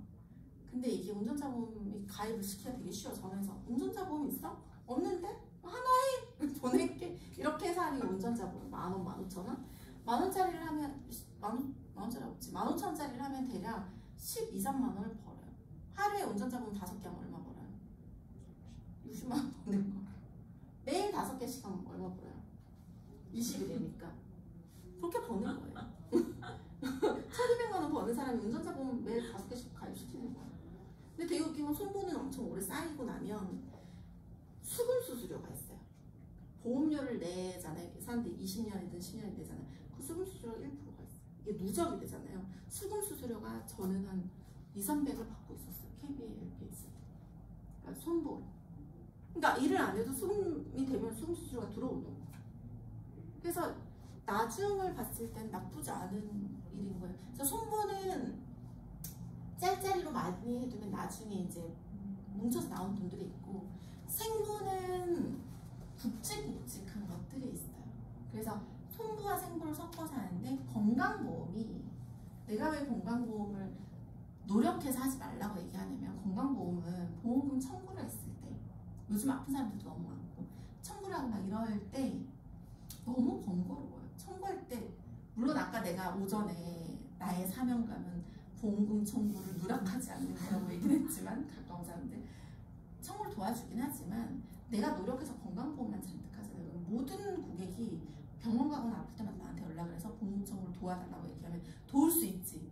근데 어느 날 현타가 와요. 왜냐면 지금처럼 일이 잘 되고 돈도 잘 벌고 막 이럴 때는 하나도 안 했는데, 내가 이번 달 계약이 하나도 없는데 청구하겠다는 고객은 잔뜩 있어. 난 하늘이 엄청 많고 너 되게 바쁜데 월급이 별로 없어. 그러면 청구하는 고객들이 귀찮아지. 물론 또 청구하는 고객을 찾아뵙고 더 좋은 계약을 해줄 수 있긴 하지만, 내가 에너지가 없고 돈을 못 벌고 있을 때는 보험 청구가 힘들어. 그러면은 가장 좋은 건 달러 보험이 죽어야 나가거든요. 달러 보험은 종신보험이잖아요. 고객이 사망해야지 내가 청구를 해줄 수 있는 거니까 죽지 않아요. 당연히 안 죽어. 그래서 종신보험이 고객한테도 편하고 나한테도 편한 보험이 되는 거니까 전공을 바꿔야 돼요. 건강보험을 내가 메인으로 하고 있다. 종신으로 방향을 틀고 종신도 사망보험 하나 해야지 이게 아니고 재무설계로 가야 돼. 지금 그런 뉴스들이 있어. 내가 어제도 이제 유튜브를 보다가 보험 설계사 중에서 매니징 하는 사람이 하는 강의를 들었는데 잠깐 운전하면서 무슨 얘기를 했냐면 설계사 수수료가 이제 오픈이 될 거예요. 설계사 수수료가 오픈해요. 계약 하나를 20만 원짜리 계약 하나를 했을 때 본인이 내는 사업비에 대해서 오픈이 될 거예요. 생각보다 많아서 사람들이 놀랄 거야 이제. 그럼 사람들이 보험 가입을 할까 안 할까? 안 할 것 같죠. 근데 전략을 잘 짜야 돼요. 무슨 얘기냐면 20만 원짜리 가입을 했는데 커미션이 거의 뭐 설계사가 받는 게 200만 원 정도가 되고 그 다음에 회사에서 가져가는 커미션도 있어요. 그러면 실제 커미션은 한 400 정도가 될 거예요. 2년치 보험료는 거의 회사에서 가져가는 거라고 생각하면 나 20만 원 냈는데 400만 원이면 너가 400만 원 다 가져가는 거. 이것도 또 설계사가 억울한 게 그중에 절반 정도도 못 가져와. 근데 어쨌든 거기에 대해서 다 오픈을 하겠다고 정부에서 법안을 발의를 하고 진행이 될 확률이 높아요. 지금 정권이 바꿔서 어떻게 될지 모르겠어요. 근데 그것도 있고 설계사에게 월급을 우리 지금 이렇게 12개월치인데 미리 주고요. 이거를 3년에서 4년으로 늘린다는 설도 있어요. 늘린다는 게 거의 확정이 됐어요. 거의. 근데 이거를 회사 크기가 큰 회사일수록 회사에서 먼저 줄 수 있지. AIAPP는 먼저 줄 수 있지. 법적으로 원수사에서는 7년 동안 나눠주더라도 AIAPP 자체가 돈이 많으면 7년 동안 안 주고 2년 동안 줄 수 있잖아. 주고 어차피 받을 돈이니까. 그러니까 그렇게 해서 커미션을 조금 줄이더라도 빨리 원하는 사람들은 빨리 줄 수 있겠죠. 물론 보증보험을 끼고 하겠지. 사기치고 도망간 사람이 있으니까. 뭐 아무튼 그렇게 될 텐데 거기에 대해서 고객한테 야 안보험 하나 해 3만 원이야 이렇게 살 수 없다. 고객이 서비스를 원한단 말이야. 본인이 내는 돈에 이 사람이 얼마를 가져가는 게 눈에 보이기 때문에 그렇게 되는 경우에는 더 전문적으로 일을 해야 됩니다. 더 많은 정보를 주고 더 만나고 싶어하고 그래서 거기에 최적화된 게 재무설계예요.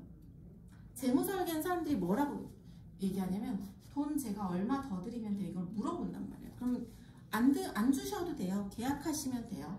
그러면 간접 상품으로 간접 투자 상품으로 본인도 좋고 저도 좋아요. 이 얘기를 하는 게 되게 합당한데 아마 그게 커미션이 오픈이 되면 그게 더 양하게 바뀔 거라는 그런 얘기가 있어요. 근데 또 정권이 갑자기 이렇게 돼버려서 그 법안을 발의했던 사람이 윤석열 라인이더라고. 그래서 이게 통과가 안 되고 적용이 안 될 수 있다는 얘기도 또 있어요. 그래서 이거는 봐야 돼. 그리고 되더라도 시간이 좀 지나서 될 테니까 우린 준비할 시간이 있잖아요. 그래서 내가 좀 더 능력이 있고 고객한테 실질적인 베네핏을 주기만 하면 아무런 문제가 안 돼. 나랑 잘 상담해서 자산이 늘고 뭔가 주식 투자해서 재미를 받고 뭐 이런 거 달러를 했는데 좋았고 이런 느낌이 있으면 커미션을 내가 본인 계약에 대해서 얼마를 가져가든 간에 불만이 없으면 되는 거죠. 그러니까 그런 식으로 포지셔닝해서 열일하면 되겠습니다. 그래서 공부도 좀 빡세게 열심히 하고 그러면 되겠습니다. 오늘 여기까지 하고 매주 주제를 바꿔서 이제 반일 정도